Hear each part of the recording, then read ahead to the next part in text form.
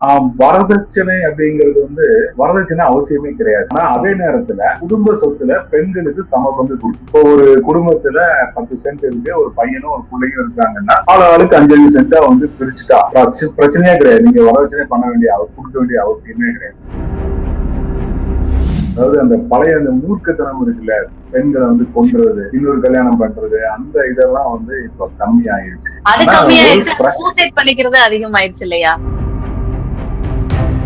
பெண்ணோட அப்பா அம்மா இவங்க என்ன பண்றாங்க அப்படின்னா, நியாயம் கிடைக்கணும் அப்படிங்கறத விட ஏதோ ஒரு விதத்துல காம்ப்ரமைஸ் பண்ணி பொண்ணு அங்க போய் எப்படியாவது வாழ்ந்தா போதும் அப்படிங்கிற மனநிலை தான் நிறைய பேருக்கு இருக்கு. இந்த 2 பேருமே இந்த பிரச்சனையை தீர்க்கிறதுக்கான ஆட்கள் கிடையாது. போலீஸ் சட்டம் மூலமா அது சரியாகணும்னு வச்சுக்கீங்களேன். எல்லா பெண்களும் படிச்சு போலீஸும் ரொம்ப டெமோக்ரட்டைஸ் ஆகி நம்மளை பார்க்கக்கூடிய மாங்க உட்காருங்கிற அளவுக்கு அவங்களும் மாறி நம்மளும் வளர்ச்சி அடைஞ்சு இதெல்லாம் நடக்கிறதுக்கு ஒரு 50 வருஷம் ஆகும். குடிச்சு போட்டு வர்றது, வேறு தொடர்பு, இப்படி பல்வேறு வகையான பிரச்சனைகள் அதுல இது எல்லாத்தையும் சட்டம் சென்சிட்டிவா பாத்துதா அப்படின்னு சொன்னா இல்லை. அதனால என்ன ஆகுதுன்னா, ஈஸியானது வழி என்ன, வரதட்சணை கேட்டு என்னை அடிச்சா அப்படின்னு போய் கம்ப்ளைண்ட் பண்ணிருக்கேன் அப்படின்னு சொல்லி போலீஸ்காரங்க, பக்கத்து வீட்டுக்காரங்க, வக்கீலுங்க எல்லாரும் சொல்லி கொடுக்குற ஒரு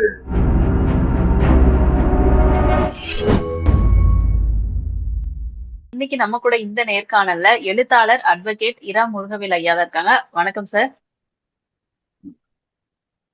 சரி, இன்னைக்கு பாத்தீங்கன்னா தமிழ்நாட்டுல தொடர்ந்து இந்த டவுரி, அதாவது வரதட்சணை, இது தொடர்ந்து இப்ப பாத்துட்டே இருக்கும். இப்ப திருப்பூர்ல நடந்த விஷயமா இருக்கட்டும், கேரளால நடந்த விஷயமா இருக்கட்டும், தமிழ்நாட்டிலே ஒரு இன்ஸ்பெக்டர் அவருடைய ஒய்ஃப்ட வரதட்சணை கேட்டு அடிச்சு துன்புறுத்தின செய்தி இப்ப நம்ம பார்க்க முடிஞ்சது. தொடர்ந்து நடந்துகிட்டே இருக்கே சார், இதை பத்தி என்ன நினைக்கிறீங்க? வரதட்சணை கொடுமை அப்படிங்கிறது ஏதோ ஒரு விதத்துல ரொம்ப காலமா இருந்துட்டேதான் இருக்கு. கல்யாணத்துக்கு அப்புறம் வரதட்சணை கேட்டு கொடுமைப்படுத்துறது அப்படிங்கிறது இல்லாம முன்னாடியே நம்மளுக்கு எவ்வளவு பணம் வேணுமோ அதுக்கு தகுந்த மாதிரியான குடும்பத்துல கல்யாணம் பண்ணிக்கிறது அப்படிங்கறதெல்லாம் வந்துருச்சு. ரொம்ப ஸ்ட்ரிக்டான சட்டங்கள் வந்ததுனால போலீஸ் ஸ்டேஷன் பிரச்சனை எல்லாம் வரும், ஜெயிலுக்கு போக வேண்டி இருக்கும் அப்படிங்கறதுனால அதனுடைய அளவு கொஞ்சம் கம்மி ஆயிடுச்சு. ஆனா ஒரு இன்டைரக்டா ஒரு ப்ரெஷர் கொடுக்கறது இருந்துட்டே தான் இருந்தது. ஆனா எப்பப்போனா சொசைட்டில ஒரு கிரைசிஸ் வருதோ, ஈஸி மணி வேணும், நிறைய பணம் வேணும், இருக்கிற பணம் பத்துறது இல்ல, டியூ, இந்த மாதிரி பல்வேறு சிக்கல்கள்ல குடும்பங்கள் சமூகமும் சிக்கும் போது எல்லாமே ஊருக்கு இலட்சியமா பிள்ளையார் கோயில் ஆண்டி தானே, மருமக தானே ஈஸி, போய் வீட்டுல போய் வாங்கிட்டு வா அப்படின்னு சொல்லி துரத்தி விடுறது, அடிக்கிறது, டார்ச்சர் பண்றது ஈஸி தானே. அந்த மாதிரியான ஒரு விஷயம் தொடங்கும்.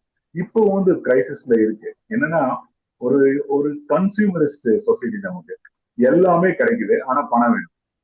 ஆனா அந்த அளவுக்கு எக்கச்சக்கமான பணம் எல்லாத்துக்கிட்டையும் இல்லை அப்படிங்கும் போது ஒவ்வொருத்தவங்களும் அவங்க தேவைக்கு தகுந்த மாதிரி, இப்ப பெரும் பணக்காரங்க பனியன் கம்பெனி வைக்கிறது பணம் கொடு அப்படின்னு கேட்டாங்க.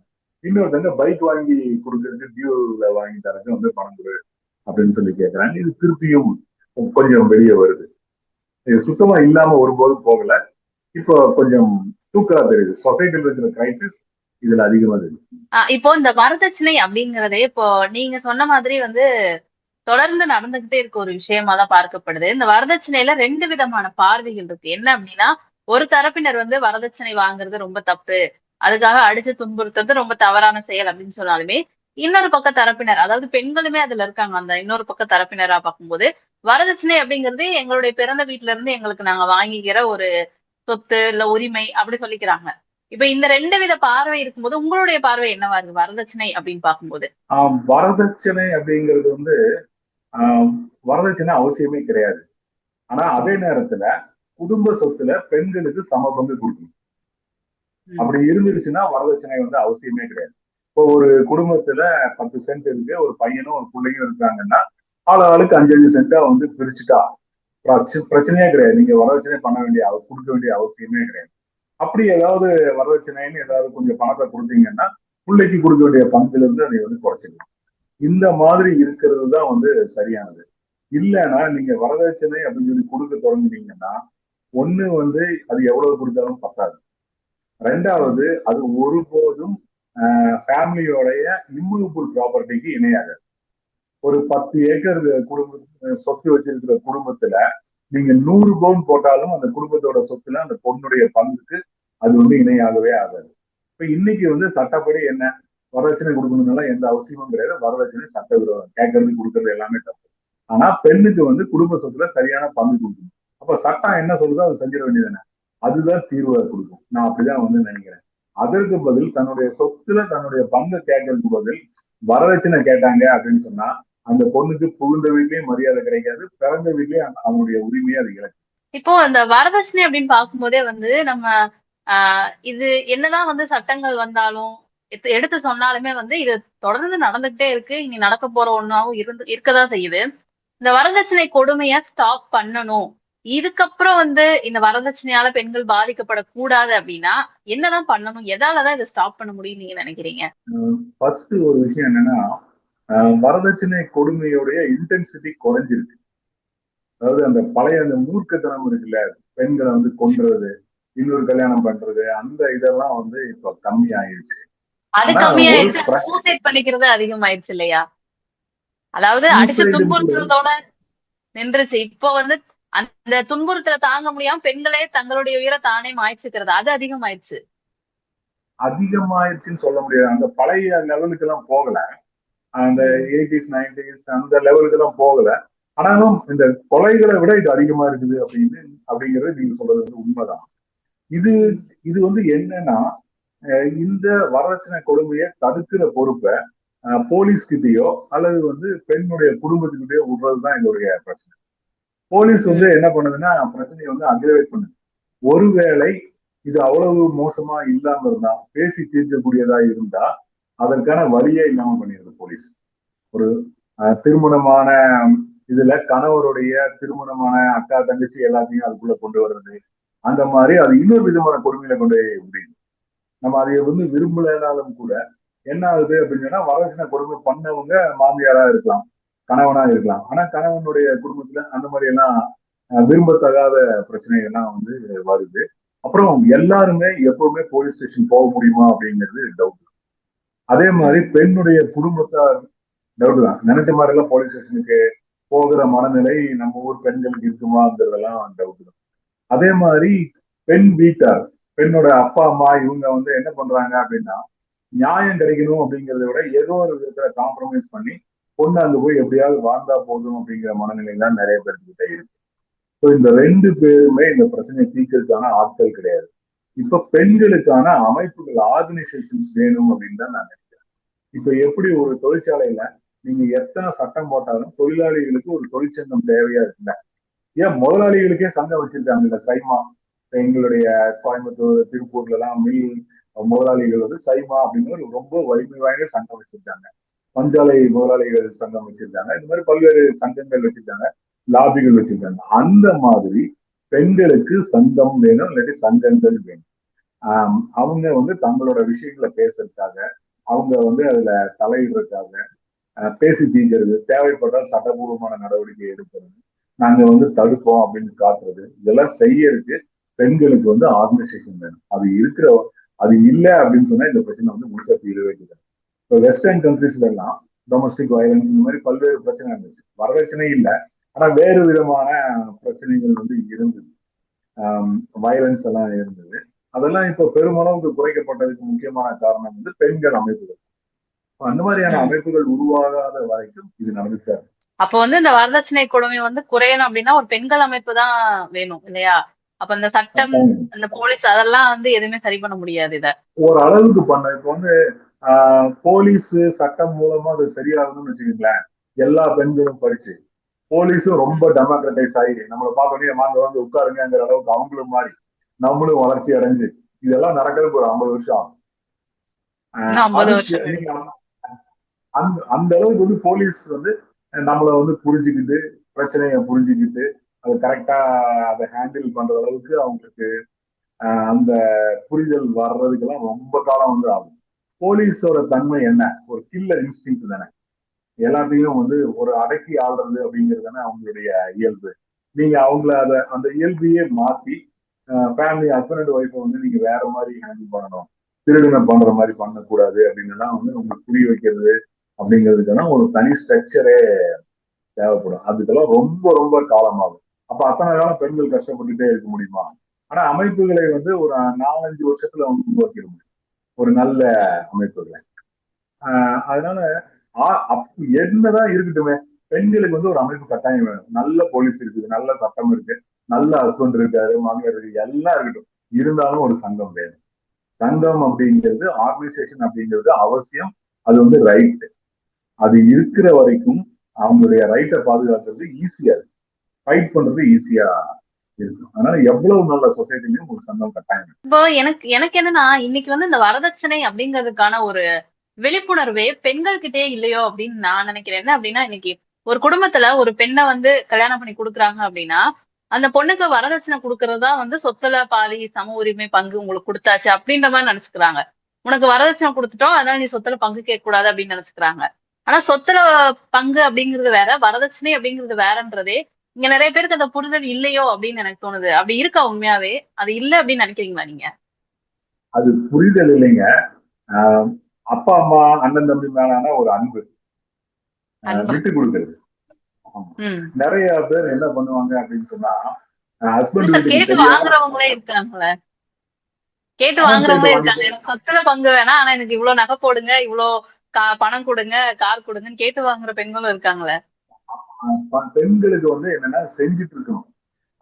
குழந்தை பிறந்துச்சுன்னா காது குத்து, இந்த மாதிரி விஷயங்களை வந்து அவங்க தொடர்ந்து ஏதாவது பண்ணிட்டே இருக்கணும். ஆனா அந்த லேண்டு இதெல்லாம் வந்து ஆண் வாரிசுக்கு தான் அப்படிங்கிறது சின்னதுல இருந்தே அவங்க மனசுக்குள்ள பதிய வைக்கப்படும். அதனால என்ன ஆகுது அப்படின்னு சொன்னா, கல்யாணம் ஆயிட்ட பின்னாடி கூட யாருக்கும் தெரியாம போய் விடுதலை பத்திரத்துல கையெழுத்து போட்டு வந்துடுறது அப்படிங்கிறது ஒரு வழக்கம்.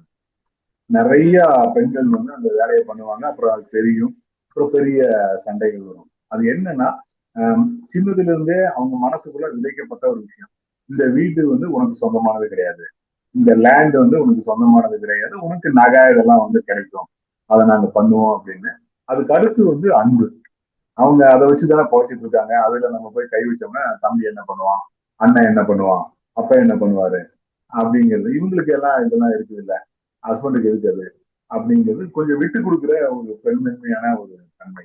இதெல்லாம் தான் இருக்கே தவிர அது புரியல, விழிப்புணர்வு இல்லை அப்படின்னு சொல்லி சொல்ல முடியாது. வளர்ப்பு முறை அது. கொஞ்சம் அத ஒரு பெருந்தன்மையும் அதுல இருக்கு, இல்லைன்னு சொல்ல முடியாது. அது ஒரு அன்பாவே எடுத்துக்கலாம், ஒரு பாசம், வீட்டு மேல இருக்கவங்களோட மேல அக்கறையா இருக்கலாம், அப்படியும் இருக்கலாம். அதே மாதிரி இப்போ இந்த வரதட்சணை என்னவா இருந்தாலும் இந்த பெண்கள் வந்து விட்டு கொடுத்தே பழகுறாங்கல்ல. இப்போ இப்போ வந்து கூட்டு அப்படின்னு சொல்லி எடுத்துட்டீங்கன்னா பையனுக்கு இருக்கிற அளவுக்கு ரிச்சா இருக்காரு. அதே மாதிரி வீட்டுல ஒரு பைக் இருக்கு, இல்லாட்டி ஒரு ஸ்கூட்டர் இருக்குன்னா பையன் சின்னதுல இருந்து அதை எடுத்துட்டு ஓட்டி பழகுவான். இருக்கிறதுல நல்ல ரூம் வந்து பையனுக்கு வந்து கிடைக்கும்.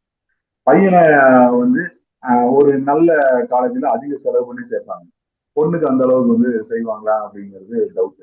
இந்த மாதிரி பார்ஷியாலிட்டில இருந்தே சின்னதுல இருந்தே அது வர்றது அப்படிங்கிறதுனால தனக்குரியது அப்படிங்கிறது கொஞ்சம் அந்த அளவுக்கு தனக்கு கிடைக்காது அப்படிங்கிற ஒரு எண்ணம் வந்து எப்பவுமே அவங்களுக்கு இருக்கும். அது சரியானதுதான் அப்படிங்கிற ஒரு ஃபீலிங். இப்போ இந்த வரதட்சணை கேட்டு கொடுமைப்படுத்துற அந்த கணவன்மார்கள் இருக்காங்க இல்லையா, அவங்களுக்கு என்ன மாதிரியான தண்டனைகள்லாம் இருக்கு சட்டத்துல? என்ன தண்டனை வேணாலும் கொடுக்கலாம். இப்போ வந்து ஆயுள் தண்டனை வரைக்கும் கொடுக்கலாம். இப்போ ஒரு பொண்ணை வந்து ஒருத்தர் கொண்டுட்டாருன்னு வச்சுக்கோங்களேன், இல்லாட்டி தற்கொலைக்கு தூண்டி அந்த அந்த பொண்ணு வந்து தற்கொலை பண்ணிச்சுன்னா தூக்கு கூட கொடுக்கும். அப்புறம் ஆயுள் தண்டனை கொடுக்கலாம். அடிச்சு காயப்படுத்தினாங்க அப்படின்னா காயம் அதனுடைய தன்மையை கொட்டி காயலாம். ரொம்ப கடுமையான தண்டனை, ஒன்றும் டவுட்டே கிடையாது. இப்போ அதே மாதிரி இந்த வரதட்சணை கொடுமை போலீஸ் கம்ப்ளைண்ட்டுமே வந்து இதை வந்து ஒரு சிலர் வந்து ரொம்ப சாதகமா பயன்படுத்திக்கிறாங்க. அதாவது பொய்யா போய் கேஸ் கொடுக்கறது, என் மேல வந்து வரதட்சணை கொடுமை பண்றாங்க அப்படின்னு சொல்லிட்டு. இது எந்த அளவுக்கு உண்மையா இருக்கு? அப்படி எத்தனை விஷயம் நடக்குது, எவ்வளவு விஷயம் நடக்குது? ஒரு 100 கேஸ்ல வந்து எத்தனை கேஸ் அப்படி பொய்யான கேஸ் வருது? என்கிட்ட அவ்வளவு கரெக்டான புள்ளி விவரம் இல்ல. ஆனா நடக்குது. அந்த மாதிரியான ஸ்டாட்டிஸ்டிக்ஸ் யாரும் எடுக்கல. இப்ப கோர்ட்ல விடுதலை ஆகிற எல்லா கேஸுமே வந்து பொய் கேஸ்ன்னு நம்ம எடுத்துக்க முடியாது. அதனால இதை வந்து துல்லியமா யாரும் ஆய்வு பண்ணலன்னு தான் சொல்லுவாங்க. இப்ப கோர்ட்ல ஒரு கேஸ் வந்து வரதட்சணை கொடுமை கேஸ்ல கணவன் மேல குற்றம் இல்லைன்னு வெளியே வர்றாங்கன்னா உண்மையிலே பண்ணலன்னு தான் நம்ம அப்படியெல்லாம் எடுத்துக்க முடியாது.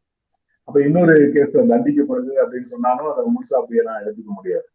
அது பல்வேறு சந்தர்ப்ப சூழ்நிலைகளை பொறுத்த ஒரு விஷயம். இது வந்து இன்னும் ஆழமா ஆய்வு பண்ணணும்னு வச்சுக்கோங்களேன். இதை பத்தின ஸ்டாட்டிஸ்டிக்ஸ் இல்லை. ஆனா பொய் வழக்குகள் போடப்படுறது இருக்கு.